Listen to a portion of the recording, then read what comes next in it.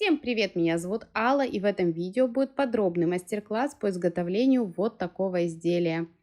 Конечное его применение вы обязательно увидите в этом видео, ну а сейчас приступаем. Вот такая заготовочка, как ее сделать, я показывала в своем видео очень подробно. Для тех, кто не видел или пропустил, ссылочку оставлю. Подготовила такую же ткань, это шерсть, и вот такой шаблон. И его вырезала из папки. Ну, я сначала распечатала на А4 вот такие шаблоны, нашла в интернете и по нему обвела и вырезала. Сейчас прикладываю, смотрю, что мне его хватает. Очень удобно использовать полупрозрачные папки. И смотрите, несмотря на то, что она у меня цветная, но мне все равно все хорошо видно. И я размещаю элемент по центру, чтобы он никуда не сдвинулся. Беру ручку и обвожу. Так я делаю на заготовке и также по шаблону обвожу на ткани, на которой пока ничего нет. Беру вот такую линеечку. Меня интересует здесь вот этот уголок. Это 30 градусов. На самом деле этого можно не делать. Ну, мне так захотелось. Провожу просто линию. Далее переворачиваю линеечку и этим же уголком вот так провожу линию в другую сторону. Далее у меня есть еще одна линеечка, я ней воспользуюсь, очень удобная. И вот у меня здесь есть разметка 0,6 сантиметра. По ней буду ориентироваться и прокладываю следующие линии. Как я уже сказала, этого можно не делать или сделать это по-другому, например, хаотично или квадратами, ромбами, кружочками, в общем, так, как вот вам покажется проще всего. Я решила такой способ попробовать и результатом довольна. Получилось очень даже ровно и красиво. Вот так продолжаю, делаю в одну сторону, затем в другую. И вот что у меня получилось. Я уже сделала это на основу и взяла вот такие вышивальные нитки. Это та ниточка, которой я вышивала это дерево. Буду делать узелки, располагать их буду только там, где пересекаются линии. Вот здесь. И также хочу сказать, что начать можно как с края, так и с центра. В общем, как будет вам удобнее. Я вот начинаю с центра. Иголочка у меня в 2 нитки. Так как я все показывала в дереве, я делаю закрепку без узелка. И вот так. Сейчас я приближу, чтобы было лучше видно. Иголочку под нитку. По часовой стрелке я захватываю нижнюю нить, а верхнюю от себя. Далее узелок ближе к основе, придерживаю ниточку и протягиваю иголочку. Вкалываю в следующее пересечение и делаю такой же узелок. Игла под ниткой, по часовой стрелке нижняя и от себя верхняя. На самом деле узелки можно делать разными способами. Далее все действия повторяются.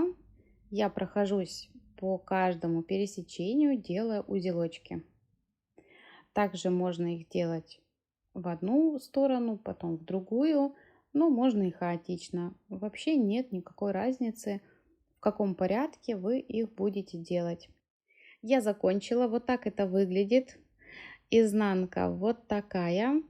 Ну, я результатом довольна. Сейчас беру ножницы и срезаю наметочную строчку. Кстати, пришивала на жесткий фатин. Все-таки ткань у меня мягкая, и мне нужна была жесткость, либо нужно было запяливать полностью в пяльце. Срезала я лишнее, вот так. И утюгом прохожусь. Смотрите, вся разметка полностью исчезает. Все, вот такая заготовка, которая готова полностью к работе. Вот так. И сейчас я беру шаблон и по нему буду вырезать из вот такого пластика. Я его покупала в строительном магазине. Он плотный, хорошо держит форму, жесткий. Можно заменить на жесткий картон, но все же лучше пластик. Посмотрите, вот такой не подходит, он слишком мягкий. Нужно взять что-то более жесткое. Обвожу и вырезаю. Готово. Нужно их 2 штуки. Далее я беру тот же шаблон и утеплитель. У меня Slimtex 200 грамм на квадратный метр, но можно взять абсолютно любой, синтепон, ватин, флис, в общем, что-то мягенькое нужно. Я буду использовать в 2 слоя, вот так, поэтому обвожу и вырезаю 4 детали. Вот так. Сейчас я раскладываю 2 и также по жесткому. Вот так. К одной и ко второй заготовке. Далее. Вот это задняя, а вот это передняя. Будем так их называть. Начну с передней. Прикладываю сначала утеплитель. Любой стороной его можно. Один. И второй слой. Смотрю, чтобы ровно было. Как вы помните, я рисовала там шаблон. У меня там все видно. Смотрю, проверяю. Накладываю жесткий шаблон. И сейчас мне нужно сшить. Сшить нужно так, чтобы ткань натянулась просто идеально. Вот таким образом. Тут важно взять очень крепкую нитку, потому что стянуть нужно очень хорошо, для того, чтобы это было все натянуто, все красиво. И если вы взяли какую-то слабую нитку, которая будет рваться вам после каждого натяжения, то вы просто потратите свои нервы и результата не будет. Как вы видите, я сначала прихватила большие уголочки и затем перехожу уже там, где ткани поменьше. Вот так поменяла нитку и продолжаю со всех сторон, не спеша и каждый раз подтягивая и стягивая все. Вот вы видите, да, как уже практически все стянуто. Остается совсем немножечко. И вот, смотрите, у меня попал лучик солнышка. И посмотрите, какая красота у меня получилась. Вот так выглядит изнанка. Все очень хорошо стянуто. И я приступаю ко второй. Здесь все точно так же. Я на изнанку накладываю утеплитель. Один, второй. Далее жесткий шаблон. И точно так же все стягиваю. Этот этап я закончила. Вот так сейчас все выглядит. Примеряю, смотрю, все ли хорошо. И сейчас либо к одной, либо ко второй заготовке мне нужно пришить шнурок. Я использую вот такой шнур. Покупала очень давно в рукодельном магазине. Не знаю, как называется. И я делаю вот такую петельку. Ее можно сделать больше, меньше. Я прикладываю, смотрю, проверяю так, чтобы мне все нравилось. Далее отрезаю лишнее, когда уже определилась, прикладываю. И с изнаночной стороны, вот таким образом, как я ее для себя определила, пришиваю. Пришиваю хорошо, прям много-много раз. Все, готово. Вот так выглядит. Вот так пришито все. Сейчас я беру клей, я использую гель Момент. Но это совсем в этой работе не обязательно. Можно было взять просто обычный клей Момент классический и приклеить ним. Ну, у меня был под рукой вот этот гель. Я чаще всего работаю именно с ним, поэтому я проклеиваю ним. И наношу клей я как на одну сторону, так и на вторую. Вот так. Клею нужно дать остыть обязательно, чтобы он немножко прихватился. Я вот так складываю, проверяю все. И вот вы видите, да, я немного капнула клея случайно, но я покажу, как буду убирать. Лучше, конечно, так не делать, но уж если сделала, то ничего страшного. Далее вот так я прижимаю хорошенечко. Еще для надежности почему-то всегда делаю вот так. Не знаю почему. Хотя, ну, это лишнее уже. И оставляю на 5-7 минут, чтобы клей прихватился. И вот так я понимаю, что уже можно работать. Смотрите, клей немного тянется. Он еще не до конца застыл, ну уже можно работать. Вот такую мононить я использую. Шить буду бисерными японскими иглами. Сделала узелок и приступаю. Начало всегда делаю либо снизу, либо сбоку. Делаю так, чтобы у меня узелок был подальше. Вкалываю иголочку. И в принципе неважно, в лицевую или в изнаночную. И теперь со второй стороны вот так. Делаю стежок буквально 1-2 миллиметра. Протягиваю.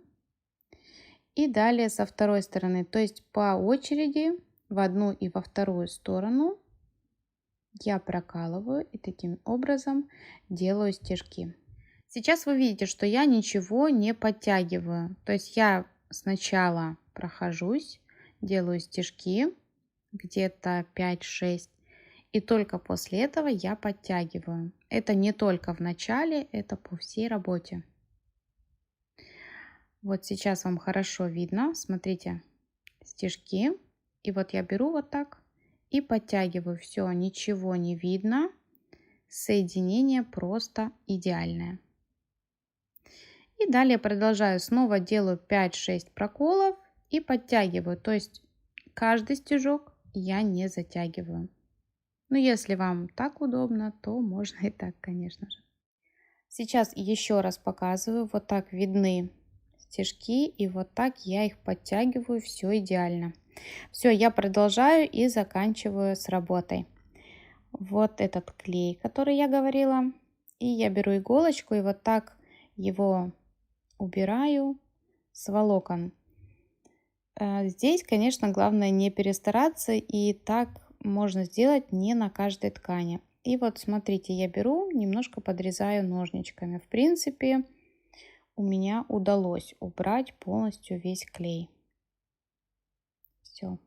Работа закончена. Очень я довольна результатом. Мне удалось сделать то, что я хотела, а я хотела, чтобы оно было не плоским. Также соединение мне очень нравится. Ну, в общем, я прям очень довольна. В руке очень удобно. И также хочу показать вам, что изделие, ну, прям невесомое. Вот правда. Это у меня кухонные весы, вы уж извините. И 19 грамм. Ну, правда, это такая нежность, просто невероятная. Даже словами не могу передать. Вот я показываю, что это не гнется, при этом очень мягкое, удобное, тактильное. Это просто не передать. Далее хочу показать, что размеры у меня 8,5 на 6,5 сантиметров. Такие же размеры и у шаблона, несмотря на то, что работа получилась объемная, но размеры практически одинаковые. Далее я подготовила вот такую цепочку, или я не знаю, как это правильно называется, замочек. Если знаете, напишите в комментариях. Размер у нее 15 сантиметров. Смотрите, да, вот на всю линеечку. И я просто продеваю в петельку цепочку, закрываю. Вот так. Все, изделие мое готово. Применение ему, конечно, очень широко, но сейчас для наглядности я покажу несколько примеров. Вот так он будет выглядеть в салоне автомобиля. Мне очень-очень нравится. А вот так, если на сумке. Посмотрите, он придает сумке некий шарм и стопроцентную индивидуальность. Мастер-класс, который вы только что посмотрели, был записан мной и опубликован на моем втором канале 3 октября 2021 года. Так как на сегодняшний день эти видео уже там недоступны, я их по возможности перемонтирую, адаптирую, и они все будут на этом канале. Если вы у меня впервые, то на моем канале вы найдете мастер-классы по шитью, вязанию и также вышивке. Ну и на этом видео будет подходить к концу. Если вам понравилось, поставьте лайк и напишите комментарий. Также подписывайтесь на канал, если вы еще не подписаны. Ставьте колокольчик, чтобы не пропускать новые видео и видеть их первыми. Если остались какие-то вопросы, пишите их в комментариях. Все их вижу, все читаю и обязательно отвечаю. На сегодня все. Всем пока-пока!